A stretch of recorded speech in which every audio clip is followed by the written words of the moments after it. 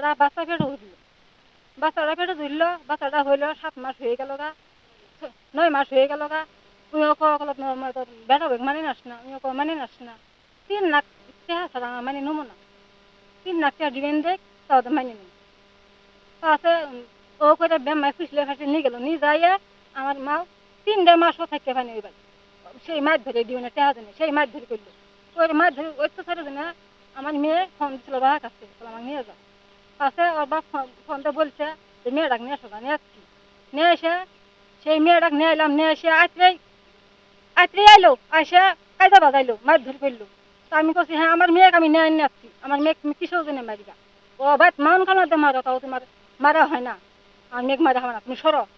বাচ্চানি খেদাই দিচ্ছে আত্রে, খেদাই দেওয়ার পরে সকালে আমি গরিব মানুষ সদরে নামাজ পড়ে আমি পেস তুলে গেছিলাম গা, পেস তুলে কামলা দিছি পেস তুলে যায়।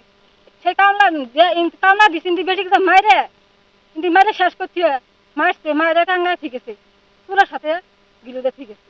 আমার ফোন দিছে এ তাড়াতাড়িয়া তোর মেঘ মারে হেলাইছে। আসে দেখি সোমবার দিকে পুলিশেরা হয়ে গেছে গা, আমার একটা কোনো বাইক নাই। ওরাই মারে ওরাই পুলিশে ফোন দিছে, ফোন দিয়ে কিন্তু মানুষ পানিকে পুলিশের বাইক নিয়ে গেছে। এই আশাফুল দারোগা কে খাইছে নামের কাছে আমি বিচার চাই, আমার বিচার হয় নাই কে, আমরা সত্য বিচার করি। আমি বিচার চাই, আমি মার্ডার করছে, কিন্তু আমি বিচার চাই আপনার কাছে, আমি ছাত্র ভাইয়ের কাছে, আইনের লোকের কাছে আমি বিচার চাই, যেন অর্ধেক ফাঁসি। আমার মেয়ে দুনিয়া থেকে না থাকতে ওই যে থাকতে না পারে। আমার একে একে 2টা মরা, পৃথিবীর মধ্যে সবচেয়ে মেয়ের সে নাতির উপরে দরদ, আমার নাতির মেরে আমি বর্তমান মরা অন্তি ফালাইছে, ফালাইছে। আমার মেয়ে মরার পরে 2 দিন পরে মেয়েকে আমার নাতিকে পুষে দিছিল, ওই জায়গায় ওই দমে ফেলাইতেছে, ওই জায়গায় ফেলাই ছুটেছে, একে একে 2টা মারা। আমি আমি সঠিকভাবে বিচার চাই। আসসালামু আলাইকুম, আমি মোহাম্মদ বাবু মিয়া।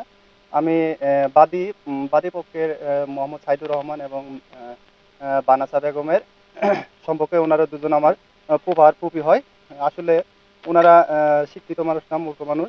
ওরা এগুলা পড়তে পারে না দেখে আমি তাদের পক্ষে এগুলা মানে আপনাদের পড়ে শোনাতেছি। উপস্থিতি সাংবাদিক ভাই ও বোনেরা, আসসালামু আলাইকুম। অত্যন্ত ভারাক্রান্ত হৃদয় ও বিচারহীনতার চরম কূপ নিয়ে আমরা আপনাদের সামনে উপস্থিত হয়েছি। আমি মোহাম্মদ সাইদুর রহমান, নিহত সাথী আক্তারের বাবা, পেশায় একজন দিনমজুর। আমাদের আদরের প্রথম কন্যা, আমাদের 19 বছর বয়সী মেয়ে সাথী আক্তারকে যৌতুকের পাওনা 3 লক্ষ টাকার জন্য নির্মমভাবে পিটিয়ে শ্বাসরোধ করে হত্যা করা হয়েছে। কিন্তু অত্যন্ত দুঃখের বিষয়, হত্যাকাণ্ডের স্পষ্ট আলামত থাকার পরও পুলিশ প্রভাবশালী আসামিরা যুগ সাজস করে ঘটনাটিকে আত্মহত্যা বলে চালিয়ে দেওয়ার চেষ্টা করেছে। ঘটনার সংক্ষিপ্ত পটভূমি: উপজেলার 90চর গ্রামের শাহজামালের ছেলে সবা শেখের সাথে আমার মেয়ে সাথীর বিয়ে হয়। আসলে আসলে সাইদুরের পক্ষ থেকে আমি এটা পড়তেছি। বিয়ের পর থেকেই জামাই সবা শেখ ও তার পরিবারের সদস্যরা 3 লাখ টাকা যৌতুকের জন্য সাথীর উপর অমানসিক শারীরিক ও মানসিক নির্যাতন চালিয়ে আসছিল। নির্যাতন সহ্য করতে না পেরে গত 10ই এপ্রিল 2026 সাথী আমাদের বাড়িতে চলে আসে। এরপর গত 13 এপ্রিল 2026 তারিখে আসামিরা আমাদের বাড়িতে এসে আমার মেয়েকে বেধড়ক মারধর করে এবং তাকে হত্যা করে ফ্যানের হুক বাঁধার রডের সাথে ঝুলিয়ে রাখে। পুলিশ নিষ্ক্রিয়তা ও জালিয়াতির অভিযোগ: আমরা যখন থানায় মামলা করতে যাই তখন মাদারগঞ্জ থানার পুলিশ আমাদের না জানিয়ে ও বিভ্রান্ত করে এজাহার সাজায়। এমনকি মূল আসামি শাহজামাল সহ কয়েকজনকে চার্জশিট থেকে বাদ দেওয়া হয়েছে এবং মামলার একজন আসামিকে উল্টে 1 নম্বর সাক্ষী হিসেবে দেখানো হয়েছে। ঘটনাস্থলে ছবিতে স্পষ্ট দেখা যায় সাক্ষীর 2 হাতের কবজি ভাঙা ছিল এবং তার পা ছিল মাটিতে ঠেকানো অবস্থায়। এমনকি মাথার চুলের খোঁপার সাথে ওড়না পেঁচানো, চুলের খোঁপার সাথে ওড়না পেঁচিয়ে আত্মহত্যা করা যায়। আসলে এটি কি আত্মহত্যা করা যায়? এটি কোনোভাবে আত্মহত্যা হতে পারে না, এটি একটি পরিকল্পিত হত্যাকাণ্ড। কিন্তু তদন্তকারী কর্মকর্তা এসআই আশরাফুল মোটা অঙ্কের অর্থের বিনিময়ে প্রকৃত সত্য আড়াল করে আদালতে আত্মহত্যার প্ররোচনার মন গড়া চার্জশিট দাখিল করেছে। বর্তমান পরিস্থিতি ও হুমকি।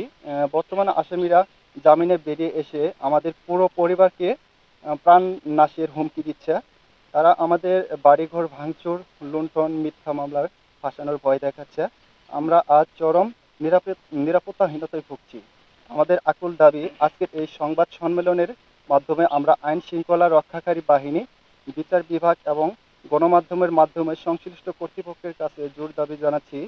এক, পুলিশ দাখিল করা বিতর্কিত ও পাতানো চার্জশিট অবিলম্বে বাতিল করতে হবে। 2 নম্বর, মামলাটি পুনরায় একটি নিরপেক্ষ ও বিচার বিভাগীয় সংস্থা যেমন পিবিআই, সিআইডির মাধ্যমে তদন্তের নির্দেশ দিতে হবে। 3, অভিযুক্ত সকল ঘাতক ও তদন্তে গাফিলতি করা পুলিশ কর্মকর্তাদের আইনের আওতায় এনে দৃষ্টান্তমূলক শাস্তি দিতে হবে। আপনারা সত্যের কলম ধরে আমাদের এই অমানবিক ঘটনার সঠিক চিত্র দেশবাসীর সামনে তুলে ধরুন। একজন অসহায় বাবা মেয়ের হত্যার বিচার পাওয়ার এই লড়াইয়ে আপনাদের সহযোগিতা আমাদের একান্ত কাম্য। ধন্যবাদ। মোহাম্মদ সাইদুর রহমান ও ভুক্তভোগী পরিবার।